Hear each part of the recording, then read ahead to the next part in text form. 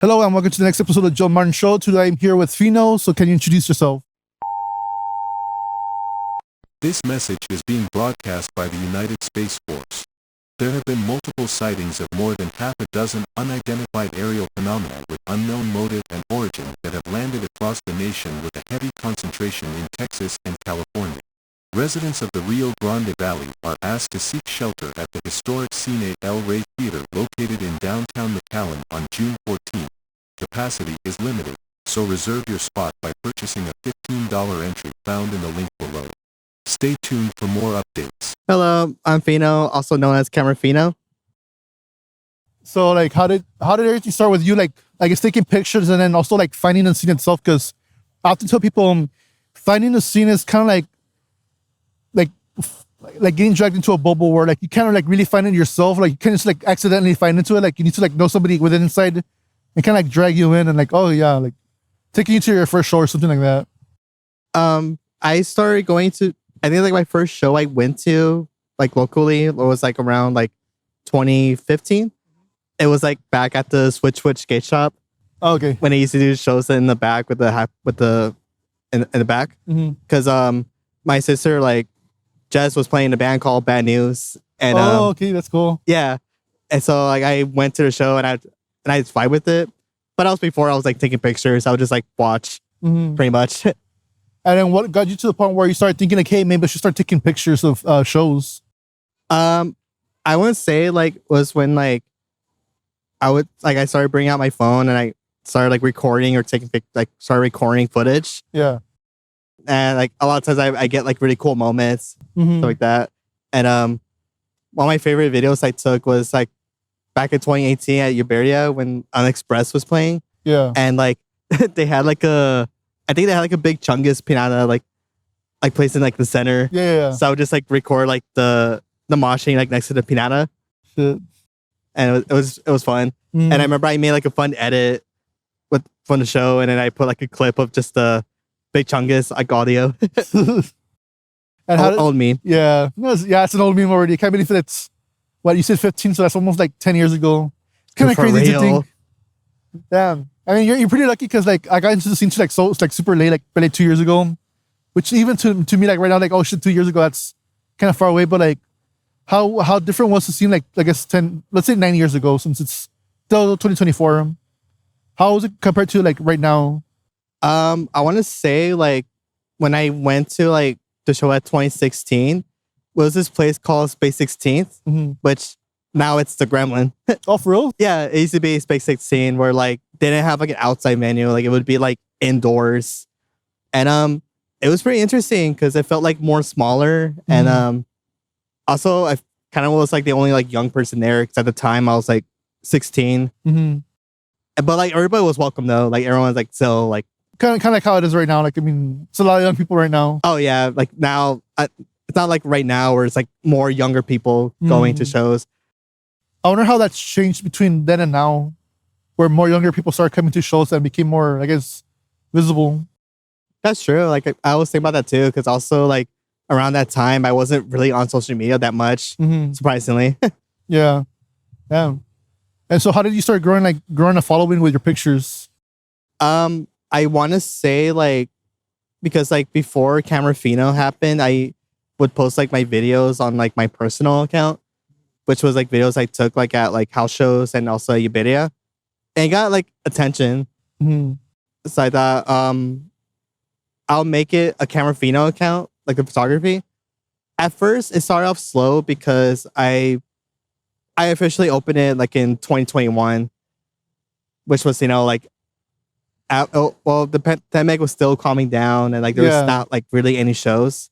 So like, oh yeah, I forgot I yeah, pretty much like it was kind of slow like that year. So I just like took random ass pictures. But I think around that same year, there was a show that happened at Tropicasa, which was like, I think it was like hosted by Alan 956. So I went and I recorded like video and I got attention again. Was that like, which was the moment where you started gaining traction? Was it that moment, or were there other moments where you started realizing, oh shit, like I'm actually getting a following now? I should take this a little bit more serious than rather just as a hobby.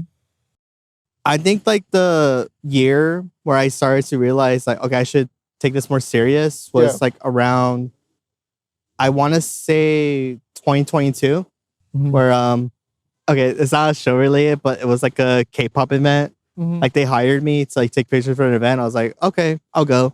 Yeah. And so I took pictures there and I got like good attention. Mhm. And then I remember like that same year I went to Blair's EP release show Mhm. and I had my camera to take pictures and I also got some attention and I started to find like, okay, this is kind of what I really want to do more, just taking pictures of shows. Mhm. So I started like doing that more in 2022. And then how did you come up with the name Camerafino? Like, where did that come from? That's a good question. Cause before Camerafino, it used to like that Instagram account Camerafino, before it became that, it used to be like a movie blog account where I would post about like films and like media stuff like that. Mm-hmm. And then when I decided to change it to a photography account, it used to be called Film Fino. That was like the first name. Cause I like filming stuff like that. Mm-hmm. But then like I didn't like when I started getting more like experience with like pictures, like digital and stuff like that, I thought having a name Camerafino makes more sense because I use different cameras. Yeah. Like not just like that, and it also encompasses video, film and pictures. Yeah, pretty much. And also I don't want people to think that Film Fino means like I take film pictures. Oh, okay. Which I do, but it's not all like film. Mm-hmm. So I want to put Camerafino because I use a lot of different cameras. Mm-hmm. And I not only do pictures, but I also do some videos too. What did you like learn from like using different cameras? Like, how do you like choose which one to go with? Just usually whatever I have. Like, I think my first camera I had before, well, other than my phone, was Nikon D3500, which was like the simple DSLR camera.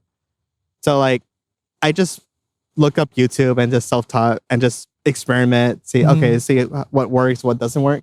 And for you, like, what does work? Usually just like how like what works is like the way the pictures comes out. Because I mean, I do follow the rules, like the rules by third, but like I also like aside from following the rules, I also want to like try to see like what pictures like looks pretty cool. So like for people who haven't like don't understand like photography and all that stuff, what are like the basic rules of photography? I would say like the simple rules is knowing how to use like the ISO and the shutter speed and knowing what's right to like use for the setting, especially like in an environment, like if it's going to be daytime or nighttime. Yeah. Like right now you will look, well, I think you should explain like what ISO is or not stuff, just so let's say people don't know what all that stuff is. ISO, it's like more like the light sensitivity, how much light you want to let in.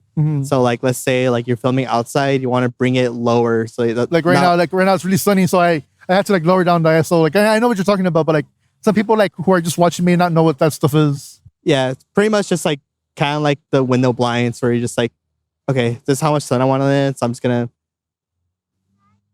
know how much like sun I want to let in. Yeah. How much light you get in. All that stuff affects it, like speed and all that stuff. And it's interesting just how I think there's like a picture on YouTube where it's like a triangle where it had the ISO, it had the shutter speed and some other thing I can't remember right now, the settings. Oh yeah, that one. Like the triangle. Yeah. With the aperture, the shutter speed. Aperture, there you go, that's the word. Aperture. Yeah. Yeah, because even now, like I'm still trying to learn how that stuff works because I'm gonna get better at it. And I don't know. Honestly, just work with what you have and also YouTube it because I am self-taught. Like I haven't like taken any like photography classes. Who did you recommend between like the YouTubers or like? I don't have any like in mind right now, but like I just kind of just watch like random videos and I see it and I bookmark it, but I don't have like a YouTuber name like by memory. Yeah. And for people who are like wondering like what's going on with all that noise and all that stuff, we're at the Mechanic Convention Center right now, and it so happens to be Easter. Yeah, and Easter Sunday. I thought people were gonna be at their houses, but like no, people are taking a lot of pictures around here. Honestly, I'm surprised too. I thought like I don't know what's. Yeah. Yeah. So I mean, you hear noises. That's what's going on right now. I feel bad for my producer because he's probably like capturing the noise of the water from the waterfall, and he's gonna have to like edit that out. And also the noises of like of like kids like screaming. He can handle it. Shout out to RJ. I'm about to ask who was the producer, but it's not RJ. No what? Wait, who was the producer again? Yeah, RJ. Oh, RJ? Yeah. Do you know him or no? I don't think so. Oh, okay. Yeah. Some people do, some people don't. That's why Yeah. And so you started like getting traction with the K-pop show, the Glare show. And what do you do now? Like, how did you start like realizing the business aspect of it? Because I think when you're starting off, it's as a creative, it's very hard trying to figure out like how much to value your work. Because it's not like retail where you can like, oh, well, if this banana costs 20 cents to like bring over here, increase it by like $1 or whatever, you can make a profit out of that. That you can kind of figure out. But when it comes to like creative work, it's very different. How did you start like realizing how to value your work? So like how I value my work is that like mostly for like shows I want to do, I kind of just like volunteer. Mm-hmm. But like if like let's say like a band or like a client wants me to take pictures of them, I do. Like also I'm doing commissions, by the way. Yeah, Anywho. go for it. Yeah, so like if anyone like a band or like a client like person like wants me like take pictures for them, I would tell them like my rate, which would be like well for like shows like a set time, so it would be like let's say $55 for like just like the set arrange plus 5 edited pictures, because I do edit the pictures and I like put my time in those as well. And then like if they want like 10, I'll go like 65, and then 15 would be 75. But if they wanted like me to take picture like the whole show, like the event, I do like a separate charge where it's like $65 like starting price, and then I add like $20 an hour like after the first hour. Mm-hmm. Pretty much it. Yeah. I try not to go expensive, but at the same time I don't want to go too cheap. Mm-hmm. So I try to make something fair. Something fair, yeah. And how did you figure out your aesthetic? Because people think you just take a picture, that's it. Like you gave it to the bands, but obviously there's like post processing that goes on with whether you're using like Adobe Afterlight or not Afterworks, Lightrooms or like some other program. How did you choose your aesthetic with that? Because it's one thing, the camera itself that has its own like look to it, and then like afterwards when you edit it, how did you like decide your aesthetic? Like this is what I want people to think of when it's my picture.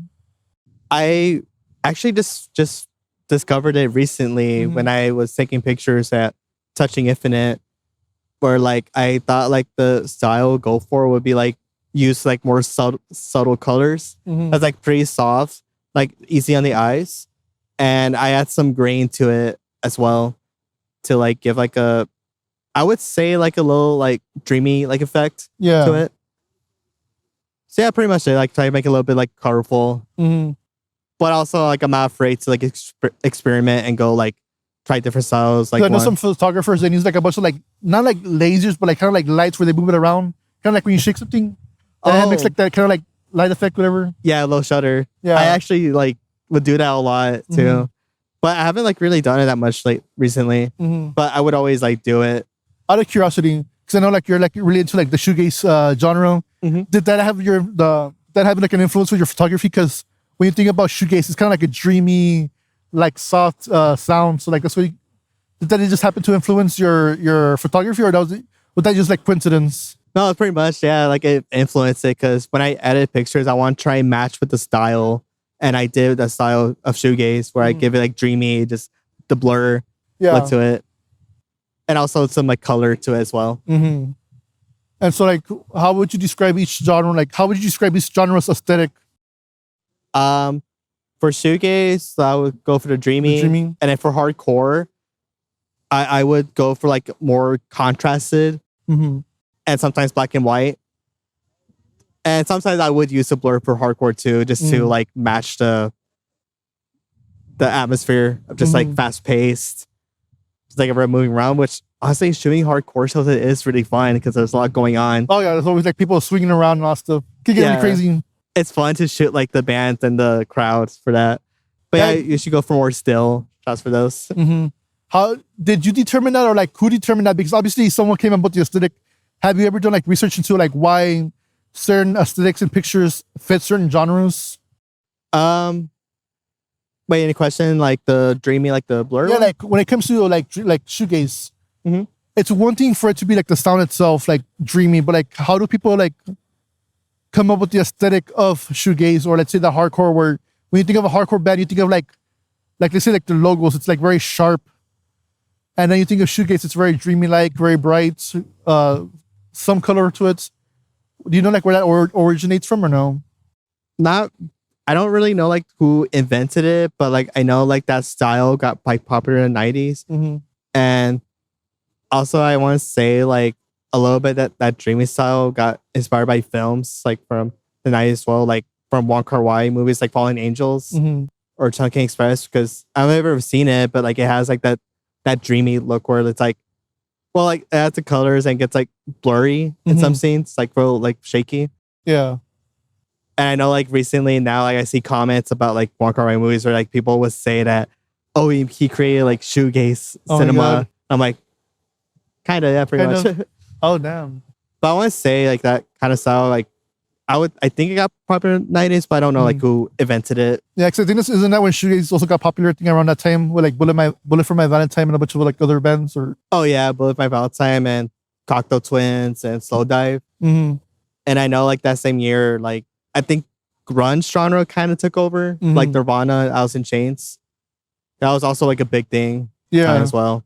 And also Smashing Pumpkins as well. Mm-hmm. Yeah, so that's what I was curious like on the origins of stuff. Would it be like words, a style for photography? Like, where did it all start off with? That's what I always get curious about, because once you learn like the history, you can also like experiment by knowing the basis of what makes a style, and that's what like you can use to experiment off of it.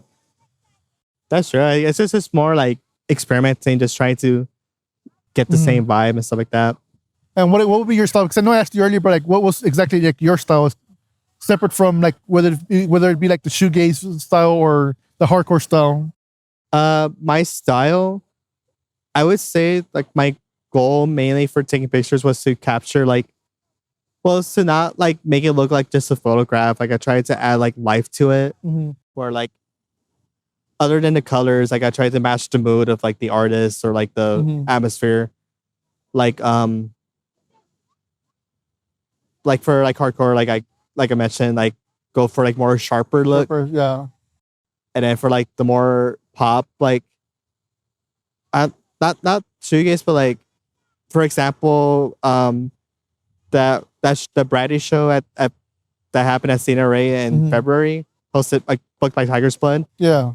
I also like I try to match her style where it's like more indie type of look, where it's like a little bit colorful, and some grain to it as well. Oh wow. Yeah. So I want to say a little bit some grain and subtle colors as well.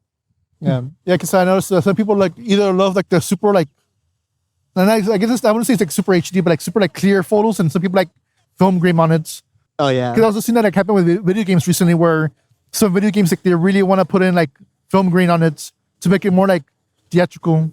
Oh yeah. So yeah, so I find it interesting that even though we are advancing towards like 8K right now at this point, because 4K is already standard, people want to push it to 8K, so like super clear. But then some people still feel like, you know what, maybe film grains from back then still looks good. That's true. I mean, if you realize like a lot of people still use like VHS cameras to film and stuff, which honestly I personally think is really cooler than like having some like still like clear images. But I still appreciate the clear images as well. I wonder why people still have that like nostalgia for like film, even though it's been like what 30, 40 years already since like the 80s, 90s, and people still come back to it. That's true. And also like that, a lot of people coming back from 2000s when they use like the camcorders or like the disposable cameras. I've been seeing that on TikTok as well, like the 2000s digital cameras where it's kind of like not super clear, but kind of like blurry-ish a little bit. Yeah.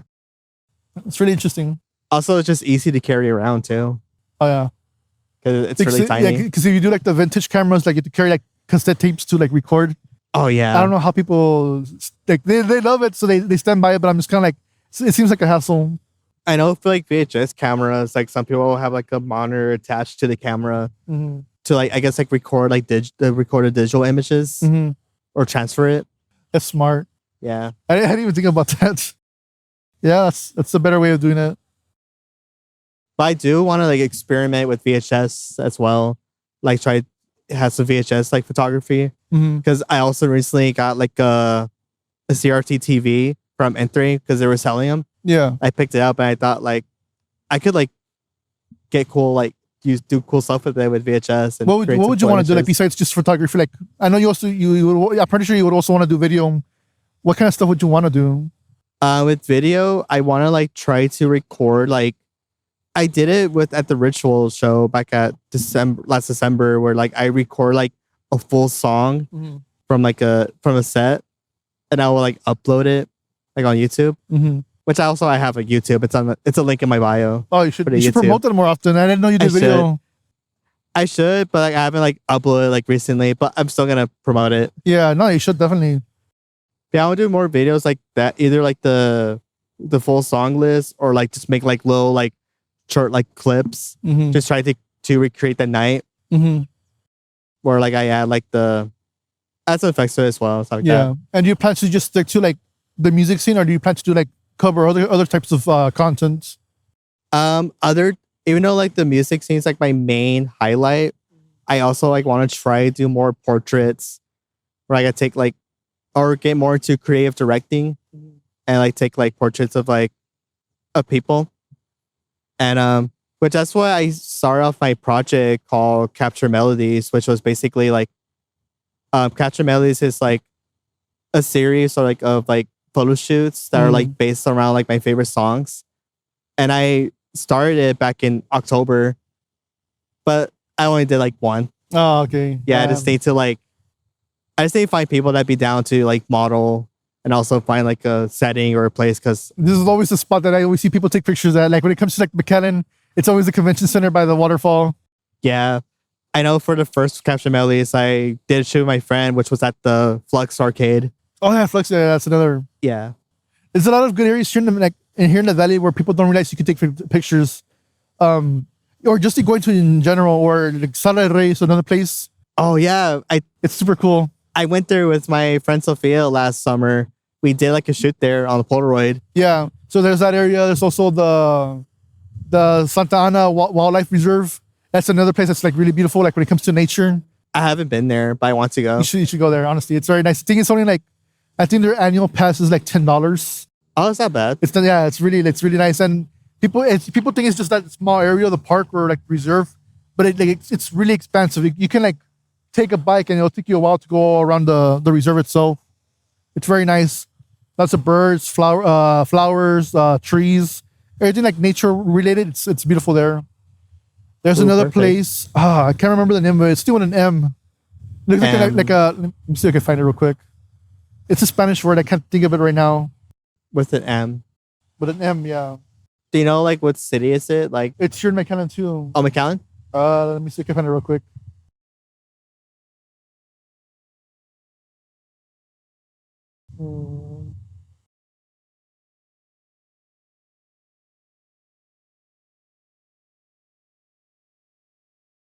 And I only can remember like what it's called. I'll look for it later. Oh, it's all good. But basically, it's another nature area, but there's like a Spanish type building or something like that. That's like in the main focus of it. It's like an old house, I think. Oh shit! So again, like there's all these beautiful spots in the valley. Another place that gets kind of like left out in the conversation is Brownsville. Oh yeah. There's a lot of like beautiful places in Brownsville, and every time I go there, it's kind of like, oh damn, like it feels like the valley, but it also doesn't feel like the valley because it's just there's so many rivers, canals, and everything everywhere. It's very nice. It feels really different. The last time I went there was last August. So I was finally able to see Fun with Other when they were playing like at the, I forgot what place it's called, but it was, I liked it. It was it's very cool. Yeah. And so like anytime like I do like podcasts over there, I'm like, oh my God, this place is so beautiful. Like I wish there was more of that over here. Because when I first like applied, when I first got into like UTRGV, well, it was UTRGV. They had a brochure for it. And it would have like rivers, bridges and all that stuff. And I thought like all this shit like UTRGV is gonna be like very beautiful. I come to the Annenberger campus, which is like, which is the main campus, obviously. And I'm like, where the fuck's like, where's the rivers, where's the bridges? And they're like, oh no, like that's in the Brownsville campus. So I'm kind of like, this feels like false advertisement. Yeah, I was funny because I'm actually going to UTRGV in the fall, but not the Brownsville one in Annenberg. Yeah, Annenberg one. That's closer. Yeah, that's where like most of the classes are too. So it's kind of like you go there, but on the brochures they'll show like the Brownsville campus. I'm like, what is this? Damn. Yeah, I wish I could It's like explore Brownsville more. Yeah, because I want to go there because there's like a lot of history there and like supposedly like haunted places and all that stuff. Oh shit. Because there's like a lot of battles that happened there during the there's two wars.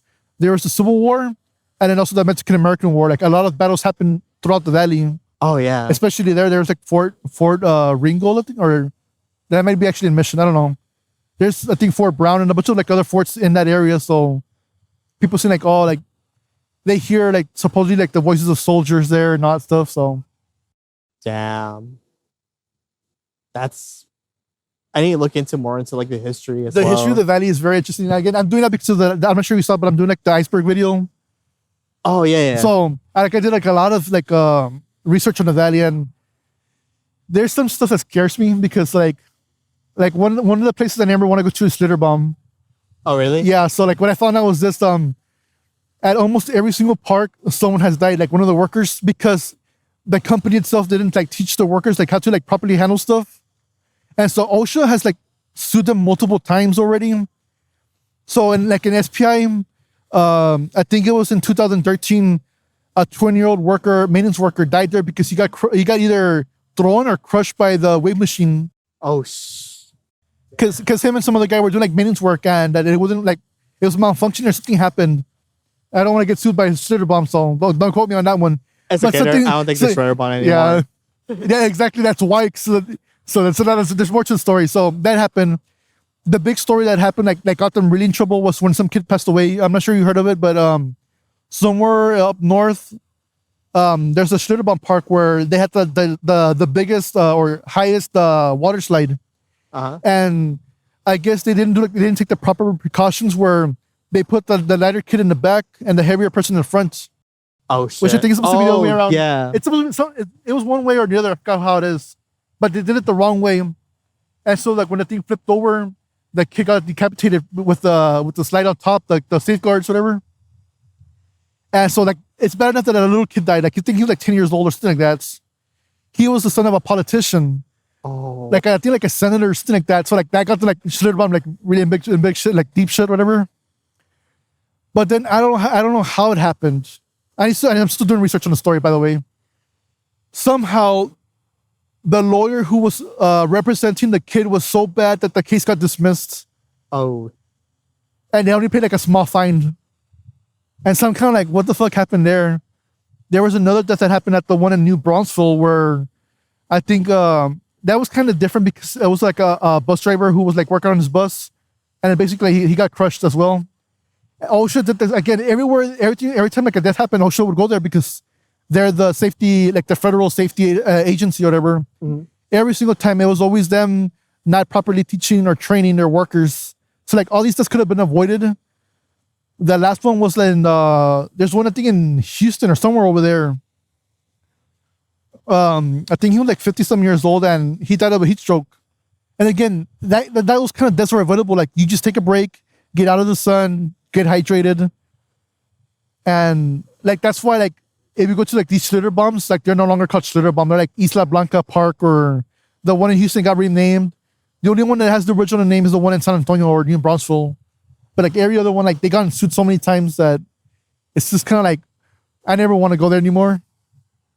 That's I never heard about any of this. Yeah, exactly. That's like all of this gets like hidden, like thrown under the cover, even though like it does get reported, but like it never reaches like the top part of the news.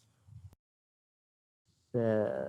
And it kind of like, and it, to me, like, if you ever been to Schlitterbahn, like the one at SPI, certain rights would always be like broken. Mm-hmm. And I'm starting to realize, okay, that's why, because they're not training their workers how to fix these rights, and they just like close it down, and that's it. Just for everyone's safety. Yeah. So I'm kind of like, damn, this is awful. That does sound really awful, damn. And like, there's a lot of lore. I don't want to spoil everything, but like stuff like that just happens here in the valley, and we're like, I wasn't even aware of the death that happened at SPI, and that's because like we would go there like for my junior trip and I think we went once in my senior trip too, not the main senior trip, but like just for a field trip. Yeah. So it's just kind of like wild thinking like all of this happens here in the valley and people don't really know about it. And part of it is because I guess there's not enough like pictures, photos, videos of like all this evidence going on. Mm-hmm. And I think that's kind of like, I don't know, to me it's like really crazy. that there's so much lore to the valley. There's good stuff, of course, but like so much of the bad stuff gets like thrown under the rug. And I don't know, like it just bothers me because I'm not sure if you heard about this recently. There was also like the case with Boeing. Wait, which one? Boeing, the airplane company. Oh yeah, That the guy that was like what was it? He was going to like expose the corruption, like and all the bad stuff that was going on in the company. He just like dies. Supposedly it was suicide, but there's so much like sketchy stuff about it where he was trying to like go home already because he finished like his like I forgot what it's called, like when they call you over to like talk to the lawyers from both sides. I forgot what it's called. like a hearing or something like that. It's kind of like a hearing, but like it's just the lawyers, and then they put a camera on you, and like you start like talking. Oh, I forgot what it's called. There's like a proper term for it. Anyways, the lawyers for Boeing told him to stay for one more day to like keep talking, like to make sure they have everything. That's what they said. But he wanted to go home, and it just happened at the moment he was trying to go home. They found like when they found his body at the hotel, they found like a suicide note supposedly, and they found like all his stuff like packed up, ready to go. So people think it's very suspicious that they forced him to stay one more day, and it just happens that day he commits suicide. yeah. And that case that's still going on. I mean, I don't know what's gonna happen after all, but you know, it's very suspicious. That sounds very fucked up. Yeah. I don't know. I get interested in that stuff just because, like, I guess I get interested in conspiracies, but not like the nutty stuff, like, oh, the moon is fake, whatever. Like the moon landing is fake. It's more like corporations they want to cover up whatever bad stuff happens to them, and obviously, I mean, that's for their self interests. But like, they're willing to go to like different lengths to make it happen. Yeah. Damn. I know. Sorry, like if I'm going on a rant. Oh no, you're good. It's just interesting to know that Yeah. it's crazy. He went from photography to Yeah. history and then lawsuits and yeah. Yeah, that's what I'm saying. Like, I don't know, like that's what like once you start like doing research, I think that's why people don't really do it, because I think people can go crazy from just seeing like all like the awfulness that happens in the world. But that's what we like. That awfulness is also why we should appreciate the goodness that happens. That's why I love the shows, like going to the shows in general, because it's a form of escapism where, yes, in real life, we have to go to work, do our 9 to 5, pay our bills. All of that stuff in the world just sucks. Mm-hmm. And for just one moment in a show, you could be watching your favorite bands perform, and you could be with a lot of people that also enjoy that experience with you and just vibe. It's a great feeling. Yeah, and the fact that you're capturing all these moments, people won't forget about them. Like they're like a time capsule of this specific moment. Everybody having fun, everybody enjoying themselves, and it's just, I don't know, it's I think it's really, really important, even though it seems like a minor thing to be doing. Because like when you're there in a show, it's like anything that's going on doesn't matter when you're there. Yeah. And so what aspects of shows do you find important? Because again, you're not just taking pictures, you're capturing moments. How do you feel like about your work? Like I'm being part of the moment. Like I'm being part of like this like experience that's like pretty like. Oh, sorry, I didn't ran away. Good. Go for it. Don't worry. My bad. I blanked out. I guess like the most important thing, just like, because one, I never do this for the money, even though like it would help a lot with like equipment, but that's not my main priority. Like I just like I want to be like a part of the experience. Like I want to be like there more than just like a concert goer, like a show goer. Like I want to like capture the moment. I want to like take pictures of like the band and then the crowd, just like the crazy shit that's going on, like the really like fun. What have been like the top 3 craziest stuff you captured on camera so far? One of them was like, it was like at a hardcore show, the Gremlin, like last September, like last year. It was during Worst Behavior show. It was this moment where like I captured when they were playing, and like I say like I was RB from Inconvenient Truth, like he stage dived, he got on a stage to stage dive, and like Izzy, it's like it kind of looks like Izzy like grabbed like Barbie, it's like thrown in the stage. Oh yeah, I remember seeing that one. Yeah. It was so badass, and it's funny because after I took that picture, like the speaker like almost like fell. Oh shit! But it grabbed it in time. But it was just so like, well, yeah. I love that. I captured that adrenaline rush. It was just really badass. Beautiful. What about the other two? Like, what are the two moments that like really stood out to you? Okay, another one. I I want to say it's like the. I didn't think about this one real quick. I'll go for it. Actually, I'm gonna look at my.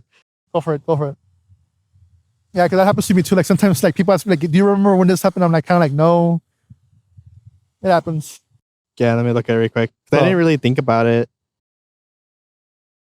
Well, while you're looking for that, like, I mean, things are coming down here at the McAllen Convention Center. So people who are still paying attention to the show right now, it's pretty calm now. Everybody's left. I'm glad. And I don't know, like this area looks really nice. It's so weird that like palm trees here, and like even though it seems like really iconic with the valley, they're not even native trees. They got like transported here like a long time ago. I think like in the 60s or 70s or before that.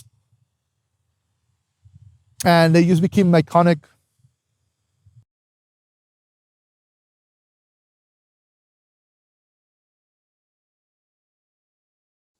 One of the moments I captured. Oh, I thought the guy was the drummer for the culture. For a moment, kind of like George, but now he has like the same hairstyle and same like facial features. Oh, okay. What did you find her? It wasn't like a picture. It was like a video. I posted it on my story. It was also like worst behavior, where like, okay, I was recording, like I was like filming a footage of them like performing, right, and I guess shot the crowd, and it was like right before like there was like a stage diver like about to go their direction, and you can see like the crowd like they make a face expression, it's like, oh shit, oh damn, and I was like, damn, I felt bad, but damn, I was kind of like low-key funny, and another one I like it a lot for worst behavior. It's another one where like I think like someone like got like on the stage and they were sharing a mic with Mondo. Yeah. And it was really funny.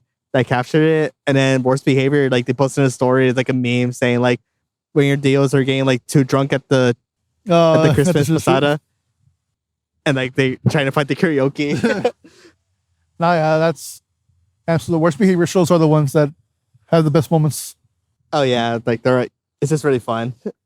I'd say go to one of them. I think I only been to like one show like a long time ago. It was in downtown McAllen, but it was like a small like store. I forgot the name of it. Downtown McAllen, a small store. Yeah, it was like a clothing store. Clothing store. Baby Arcade? Was it that one or no? Or, wait, is it like vintage? Yeah. Wasn't it like something with cat or kitty or I don't know?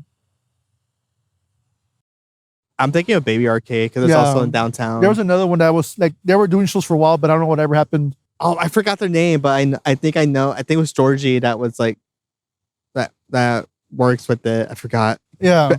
Cat. It's like Kitty. I know it. I know it, but something like that. Like that's like the only like worst Kitty or something. I don't know. I need to look it up. There's a lot of stuff that I just forget.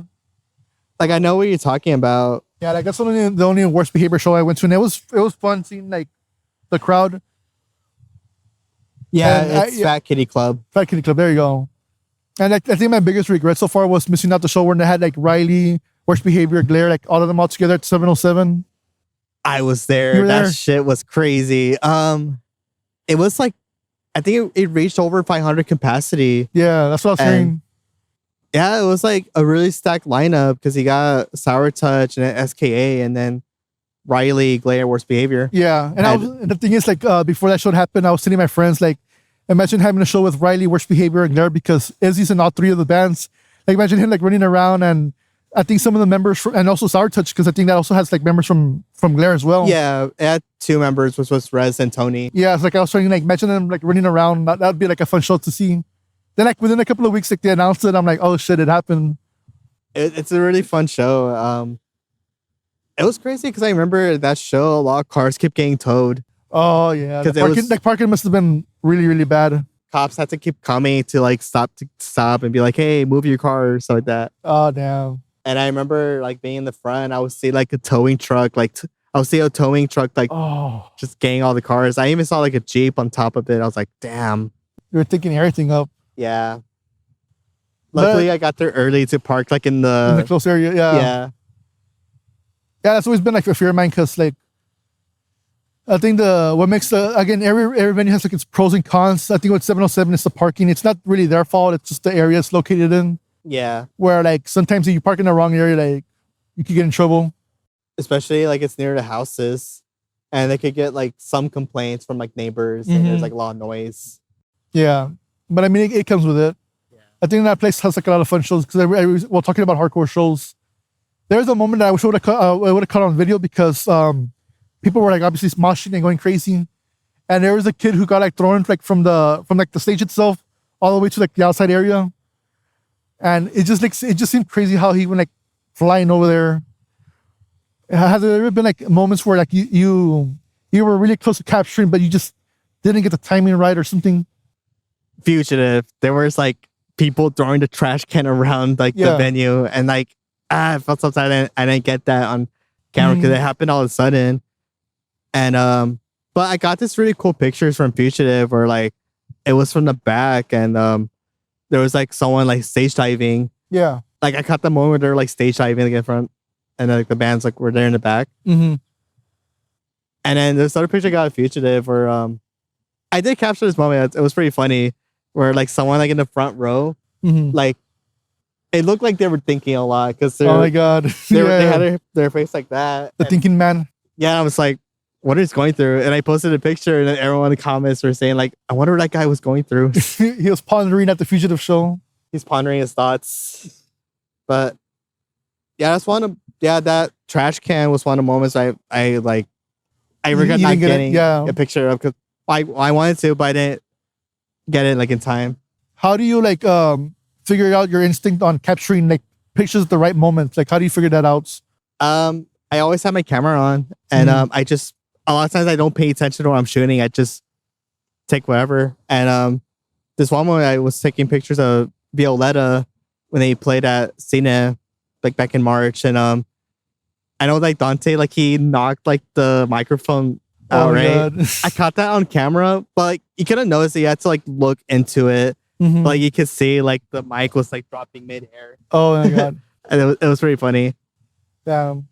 And so how do you try to like, I mean, after a while, like you gain skills in photography. How do you like just get like really good at it where you can just capture the moments at the right time, whether it be like timing, the angles, being in the moment? Because again, you don't get to do redos with shows. You just, it's in the moment right now. You better either you get it or you don't. How do you improve on that? One, I get lost into it pretty much. Like I don't pay attention. I start not paying attention when I'm shooting. Like I just go with the flow. Yeah. And like I would be on that spot just shooting like multiple pictures, and I'll get cool like shots, and then I'll just like move around and just start again. Just don't pay attention. Just keep shooting, and I have the camera on. Has it ever like led to any kind of accidents where like you accidentally like bump into someone or no? Actually, no, I haven't. Never. Oh wait, no, I did actually. It was at Bradley where like I tripped on the barricade pole. Yeah. And I fell, but oh damn! I didn't break anything. You didn't break anything. Damn. But yeah, I did. Yeah, that's one incident I could think of. Yeah, because I mean, bands tend to have like mishaps. So I was wondering like if you ever had like any kind of mishaps yourself. Because that seems to be like part of the fun as well, where like you want everything to go well, but sometimes you mess up a little bit. Something like a wire pops out or something happens, and you have to like quickly fix it up. For technical difficulties, I haven't like recall any like problems with it. Oh, I mean that's good. You're having a good run so far. Yeah, so far. And then oh wait, no. I mean the only incidents would be when I forget my SD card. But that's about it. Oh my god. Has that happened or no? It had. But thankfully I ran to a store like Walmart, Walgreens, and it's open and they have them. So I was like, okay, I'll just take it. That happened to me once with a podcast where I forgot my SD card because I only have one, and it's like a huge capacity one. Just because sometimes episodes can go like 3 hours long, so like it's better to have like one really big one. And I was interviewing. It was Abel or Abel, and I felt bad because like I forgot my SD card because normally I carry everything. Yeah, it's kind of hot. Yeah, yeah, like damn. When you brought in the jacket, I'm like, this guy's tough right now.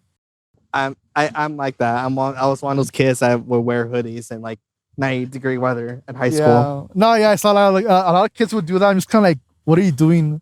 That happened yesterday when I was I was with my family doing buying a car, and I saw this guy wearing like a black leather jacket in this kind of weather. I'm just kind of like, what are you doing? Like, it's hot. It's got to commit the fit. Yeah, you gotta to the fit.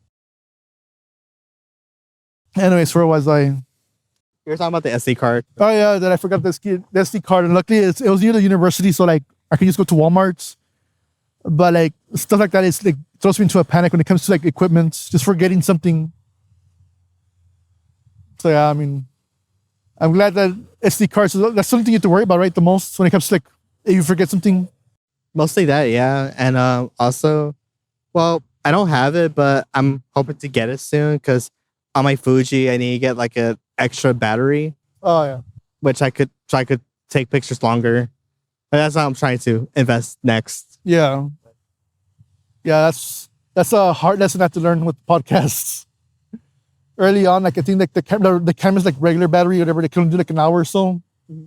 And I mean that's okay, but like long form, like my episodes tend to be like an hour and a half. And so back then, like I have to like it would cut off, and I would like recharge my battery, and that was always like a hassle for people. So I would just like record the audio by itself, and I think I'm not sure if it would help you, but like maybe like a dummy battery could like extend the life of your camera. But again, I think that only works with video. I'm not sure like how it would work with taking pictures because you have to be carrying like a battery pack around you. Oh, that one. Yeah. I'm not sure, but maybe that could work. I'll give it a try. Yeah, I consider like I'm like throwing like different batteries around. Actually, yeah, I could try that. Yeah. Yeah, it's something. Just an idea. And out of curiosity, like what kind of advice would like so far from what you learned with your photography work, what advice would you want to give to other people who are starting out? Because I'm starting to see new people in the scene take pictures, and I was just wondering like what advice would you give them?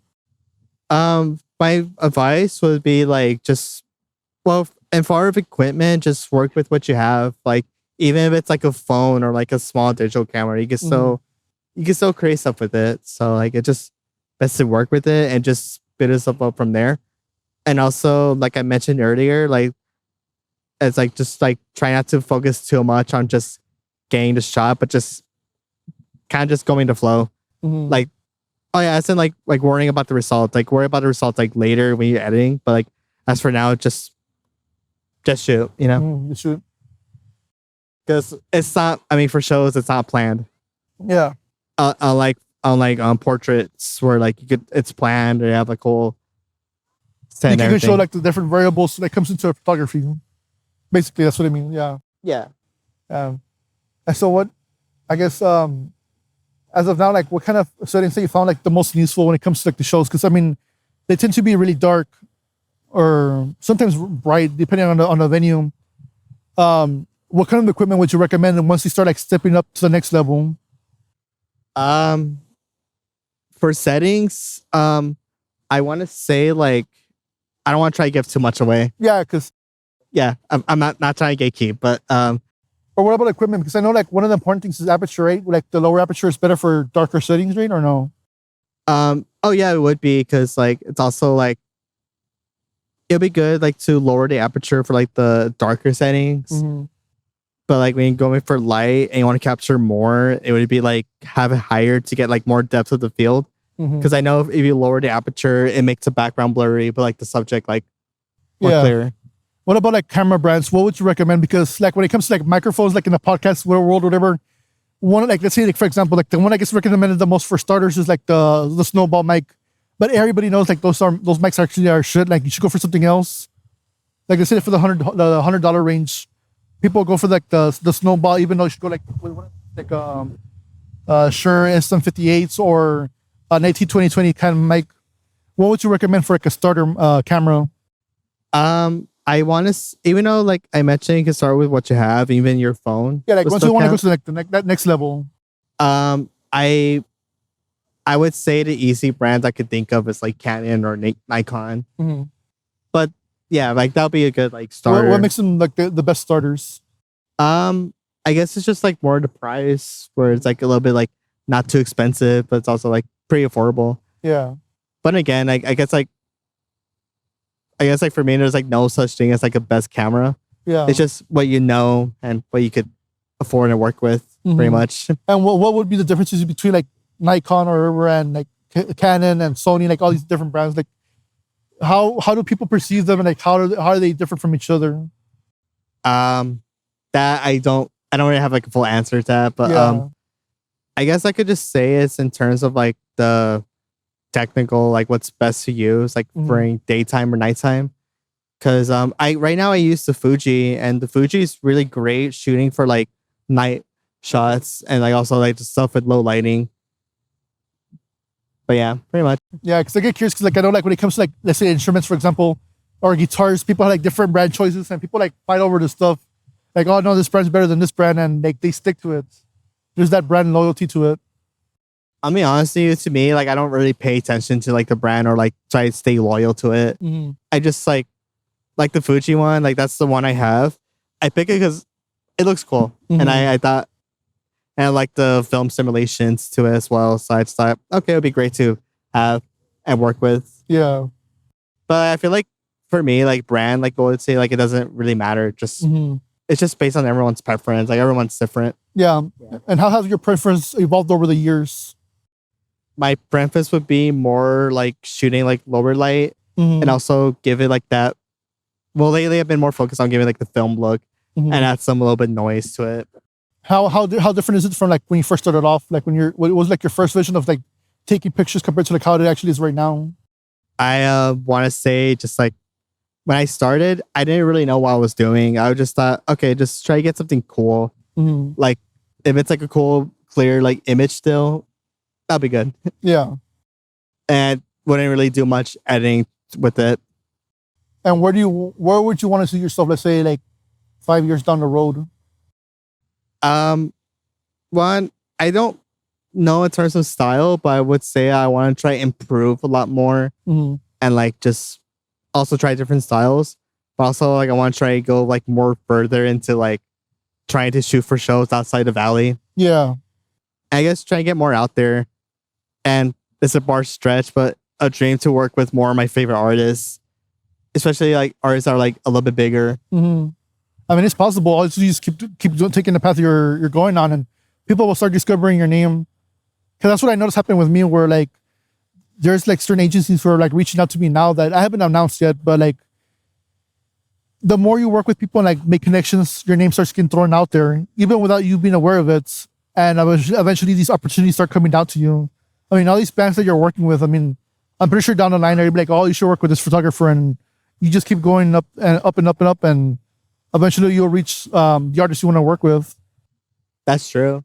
Yeah. So, I mean, I would just recommend you just keep going at it. I mean, that's the easiest thing to say, but it's harder to stay consistent. That's always the hardest part of work. Oh, yeah. And just be consistent in style and stuff like that. But I've been getting the hang of it. And I started to find more like a bigger passion to it. I started finding a more better flow than like how I started. Which would be like the one artist that you would like really love to work with, like top. Oh, like in general? In general, just like which is like your top tier one. Damn, that's a big one because I keep thinking about that a lot. One of the artists I think of is Biba Doobie. Who's that? She's like a artist or singer. Like she makes songs like what's a popular song that she made? Glue song. It goes, I never. What kind of genre does she do?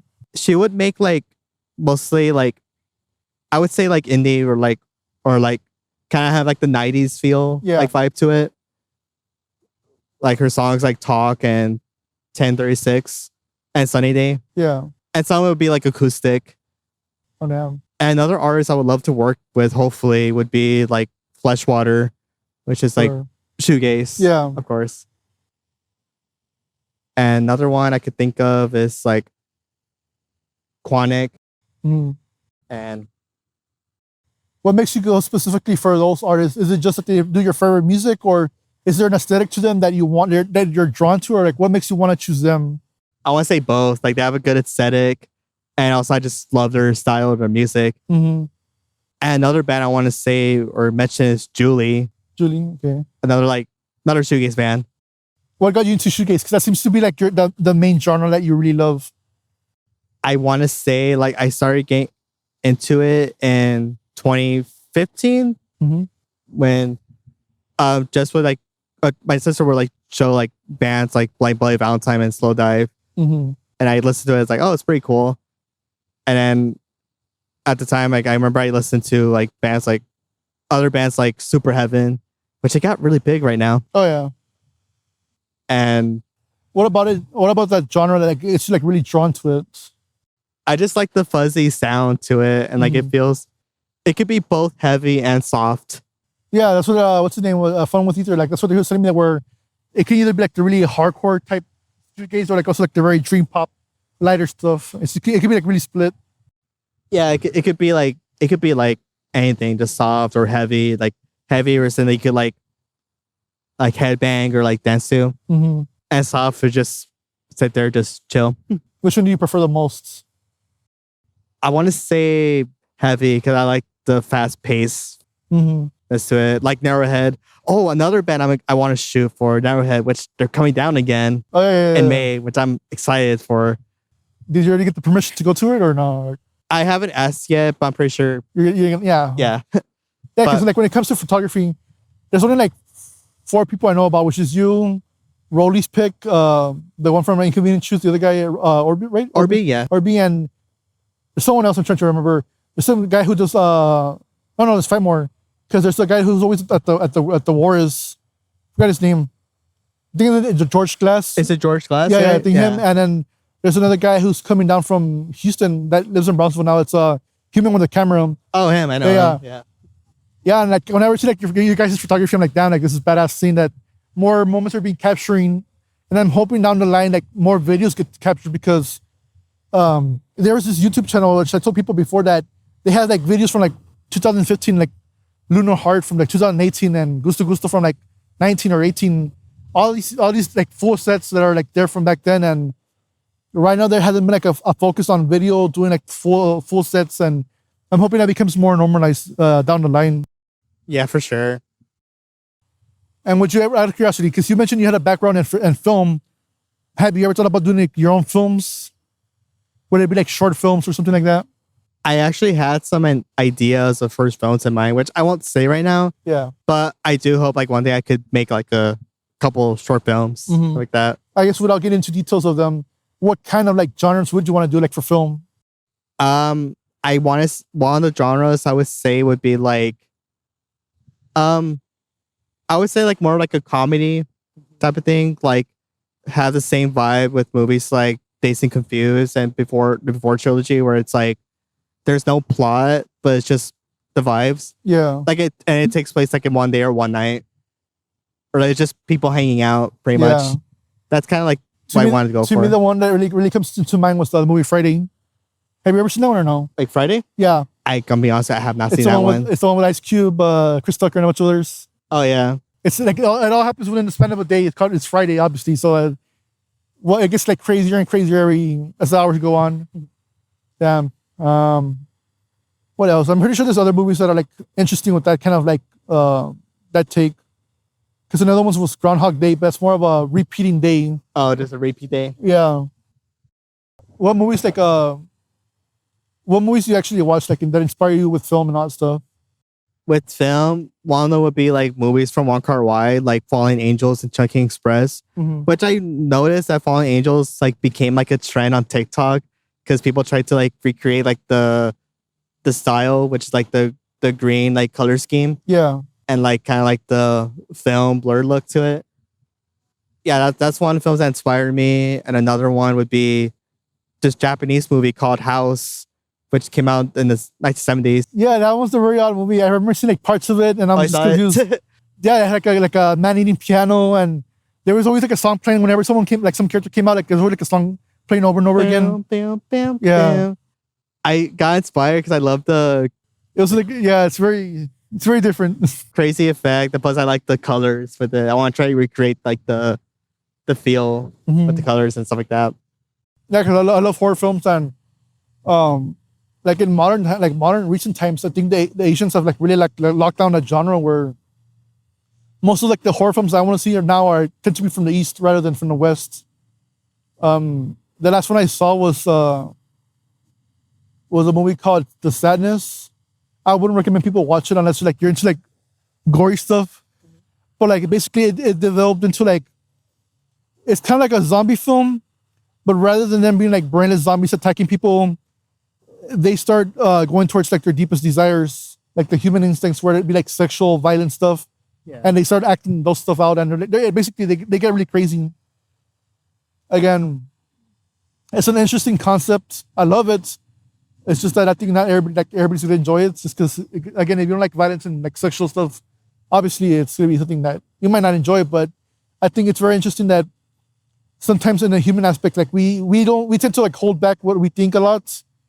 And I just wonder like how would the world be if we're all like completely honest, and I'm pretty sure it'd be chaotic.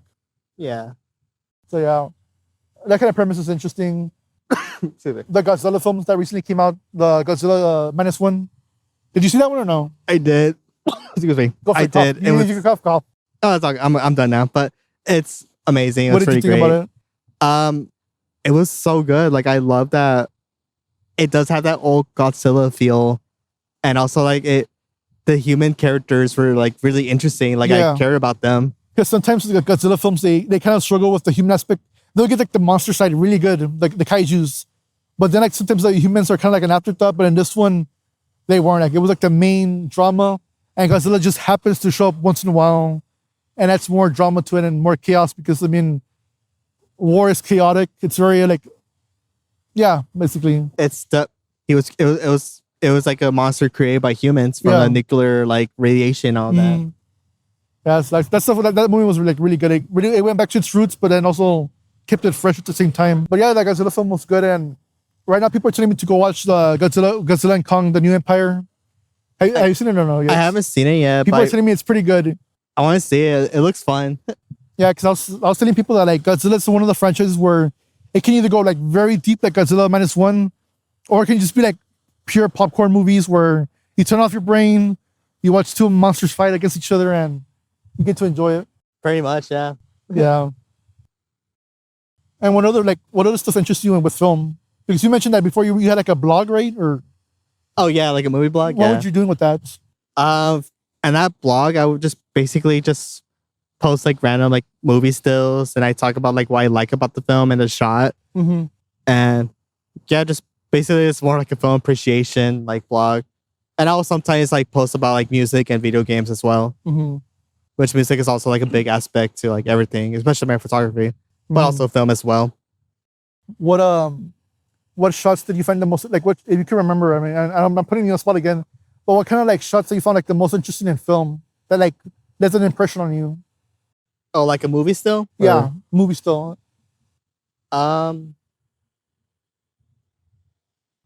want to say like my favorite shots were like a lot were from, I'm going to take a little break from One Car Wide because I could talk about a lot, but another one would be Eternal Sunshine, Spotless Mind, where like, I know like it's like, you mentioned stills, but like the style with that film, like I like was like, it kind of, had a dream feel where like, you know, like it's a dream where like a lot of shit's like going on, where like, things are moving fast, which feels like how dreams, it perfectly captured what a dream is like. Yeah. I need to watch that one. That's the one with Jim Carrey, right? Or no? Yeah, Jim Carrey, Kate Winslet. It's really depressing, but it's good. Oh, God. It's heart-wrenching, but I love it. Okay. Also, because a lot of the stills had like that soft look to it. Yeah. And it has like the little glow. I liked it. It's so odd like when like comedians or like comedic actors start taking like those kind of serious roles. So for Jim Carrey, it was that one. For Bill Murray, it was Groundhog Day. And the one that like caught me off guard was Click with Adam Sandler. Oh yeah, because I remember back then like I had like a DVD and they would always show the commercial for Click, and like the trailer for it is like very comedic. And it wasn't until like last year, the year before, I saw the movie. Like I finally saw it, and it's depressing. Like it's really sad. I'm not sure if you ever seen it or no. Click. I still need to see it, but I've seen like other Adam Sandler movies where it was pretty dark, like Punch Drunk Love. Mm-hmm. Like that was also like really sad. Gross. Yeah. Oh, damn. And then the other one was Uncut Gems. I haven't seen that one. I heard people say it's like really good, and I haven't seen it yet, and I'm trying to get to it. They're gonna show it in IMAX pretty soon in May. Shit. So yeah, they're bringing a bunch of movies back from back then. Right now, it's kind of cool, but like also kind of like sad because people want new films at the same time, but people are just like also want to celebrate like the nostalgia of old films. Like I know they're bringing back like all the Star Wars films. They're bringing every single one of them back to theater. Oh yeah, for May 4th. Mm-hmm. And what else? There was like other movies from back then that they're bringing back. They're bringing back all the Spider-Man movies. Oh also. yeah, Spider-Man. Yeah. I already reserved my seat for 1 and 2 with Toby. Yeah. Which personally, I like the trend. Like they're showing like old movies, so I want to get a chance to see them again in the theaters. Yeah. Especially like in like around the time where like it's like slow on new releases. Mm-hmm. So yeah, the other one I want to capture, I want to see is Shrek 2. Oh yeah. My mom was like, she was like so shocked that it's already like the 20th anniversary. I'm like, yeah, that movie came out a while back already. I'm older than that movie. Yeah. But again, like that's a movie I really want to see because it was one of the first times I ever heard a cover be better than the original song. Like I know people love the original singer for I Need a Hero. Oh yeah. But the way she sang it, the actress, it was super good, and I'm gonna hear it in the theater. It'll be nice to hear. That final scene would be good to see in theater. What else? There's a bunch of other films. I mean, I know Hereditary is gonna be showing IMAX in April. Again? Yeah. Oh, damn. Oh, yeah. I remember I was making a joke about that. Seeing that scene where she loses her head with the post. Damn. Yeah, I remember I was like, I don't know if I want to see it again, but fuck it. I'll see it. I'll see it in IMAX. I remember laughing. The movie's already been out for a while, so people, it's not spoilers, but that scene where her mom's like banging her head on the ceiling. Yeah. Me and my friends were cracking up because it's trying to be scary, but it came out more comedic than what it intended. But it was still kind of scary, not gonna lie. Yeah, that ending part though, that's the final scene is kind of like, I think that stayed with me. Like that's one of the stills that I would say when like they're doing like the ritual, like there's just like different people in different poses, and it's just whatever that ritual they were doing at the end. Yeah, and Alex like, well, I know like he had like the crown and like his like broken nose. Yeah.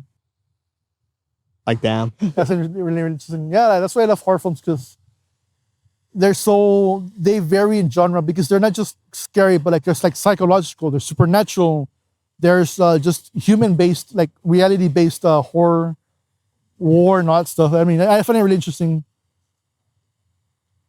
And I think part of it is just because like I was raised that way where like my uncle would show us like a lot of horror films when me and my cousin were growing up. Yeah. And it didn't help like because I'm from a small town and around us it's a bunch of cornfields. So like Jeepers Creepers is always a topic.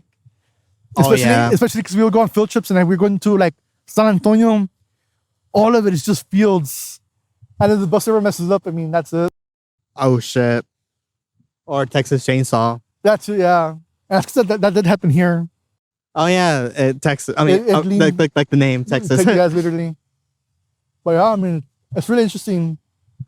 And what else would you want to do with them? Because I mean, you mentioned that you would review. Would you review movies or no? I'm not gonna lie, I ain't no critic, so I don't. I just say what I like about it, but I don't give like a score or anything. Mm-hmm. I was like, also then again, like film is subjective. Like everyone has their own opinion, so I just had fun with it. I was like, okay, cool. Okay, what do you enjoy besides comedies? Like, what else do you like enjoy about film? I like a lot of genres. Like I like horror. Mm-hmm. I like action and drama. What's your favorite horror films? Horror films. House, the Japanese movie. Yeah, House, that's a good one. Another one's Kier, another Japanese horror movie from 1990s. What's that one about? So it's like a mystery horror movie where like I'm not going much into detail, but like basically the killer, well, he's not really a killer, but he uses like he hypnotizes his victims to kill like people. And it's always like based on like the people's like inner like dark sides. Or, like, and it's like, okay, I'm gonna go more towards it. That one's good. And another one would be, well, this is more of a nostalgia thing, but the original Scream movie. That's classic, yeah. Yeah. Like that one, that was my first favorite horror movie. It's so interesting that brought back down like a dead genre because after a while, after the 80s, like the slasher films started like dying off because they were getting like really ridiculous, like especially like Nightmare on Elm Street, Jason films that were getting like ridiculous where Jason X goes to space. Oh my god. Or like a lot of them were going to like Manhattan or a bunch of like other Jason in New York. Yeah, Jason in New York. And that was a trend for a while. Like the Muppets go to New York. some other films go to New York. It was a whole thing. Yeah, like there's a movie called Babe with a little pig, whatever. Oh yeah. The second one, Babe goes to the big city, whatever. Like, I don't know, it's weird. Even Tom and Jerry did that. Oh yeah, they did, right? Yeah.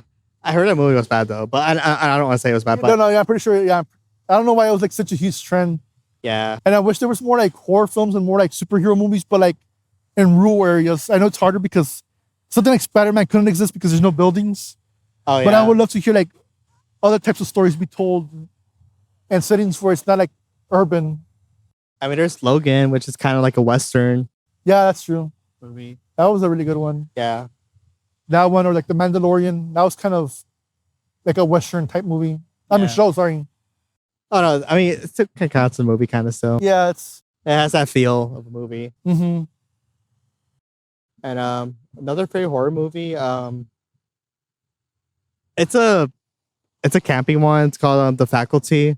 Oh, yeah. It's fun. It was a fun movie. I'm not sure if people have ever seen it, but like, have you ever seen like the Body Snatchers or stuff like that? Like, it's that kind of premise. Yeah, pretty much. Yeah, and the way they figure it out who's like infected is kind of funny. Yeah, that was a really interesting one. For me, like when it comes to like campy horror films, I think my favorite series is the Leprechaun series Oh my god. with that Warwick one. Davis. All of them are good. Like the first one's like a very serious, like more serious horror film, but then towards the end, it's like Leprechaun goes, Leprechaun in the Hood and Leprechaun in the Hood 2. They're just having fun with it. They know that Yeah, it's dumb. that's dumb. And I love that. Like I love campy horror films because it's fun. Yeah. A recent one was a movie called Freaking. Oh, I haven't seen that That's one. the one with where like they switch bodies between the girl and the killer. Yeah. And that's what I'm noticing is a trend now where people are getting movies from back then and they're making it more into like a slasher film. So Freaky was like Freaky Friday. If anybody's ever seen Freaky Friday premise, but horror slasher. That's why they only add the word freak. Yeah. They did another one called have you ever seen like the classic Christmas movie called what's it called? Like the one where like he wishes he was dead or like never existed. Wait, which one? The Christmas movie. It's a classic one where the guy's gonna jump off a bridge and say like he wishes he never existed. I don't think so. Oh, it's called. I'm trying to remember right now. It's such a classic film where he wishes he never existed, and the angel like guides him throughout his life without him existing. And like every life is very different. Wow, what? It's not Once in a Lifetime, is it? No, it's The Wonderful Life. There you go. Ah. There's a horror film called it now that came out recently called It's a Wonderful Knife, and basically it's the same premise as the original movie, the Christmas movie, but like this time they stop she stops a serial killer or he, I forgot how it goes, and she ends up wishing that she was never born, and it turns out that person she killed or got rid of was a serial killer, and that person goes on a rampage. I never heard of it before, but that's my first time hearing it actually. Yeah, that and there's like the Winnie Pooh films Oh my god. where they Bloody get honey. classic characters and make them into a slasher horror film. Surprisingly, the first one did like really awful. Yeah. The reviews for part 2 are like 5 stars, 4 stars, that they really improved everything. So I'm very curious about watching that film.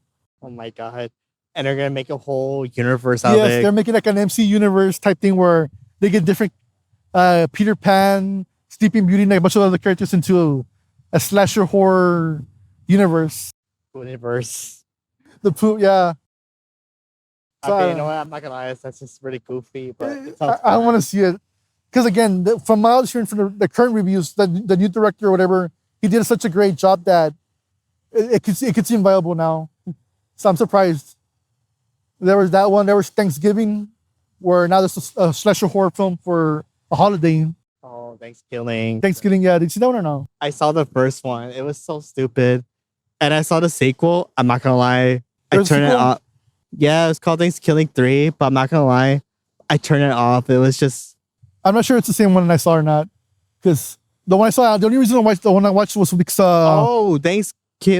Thanksgiving. The Yeah. Eli Roth. yeah, that one, yeah. I'm sorry, I was talking about the killing turkey one.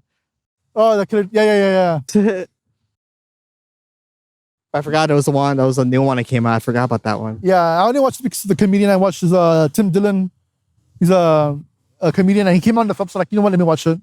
And it's Eli Roth. I mean, he tends to do a great job with films. Yeah. I'm not sure like how much time you have left. I don't want to like take too much of your time because I just saw it's 3. Actually, I'm good to call it because it's getting like really hot. Yeah, that too. So I guess the last thing is right now you can plug in like all your social media. Go for it. Like everything you want to plug in, go for it.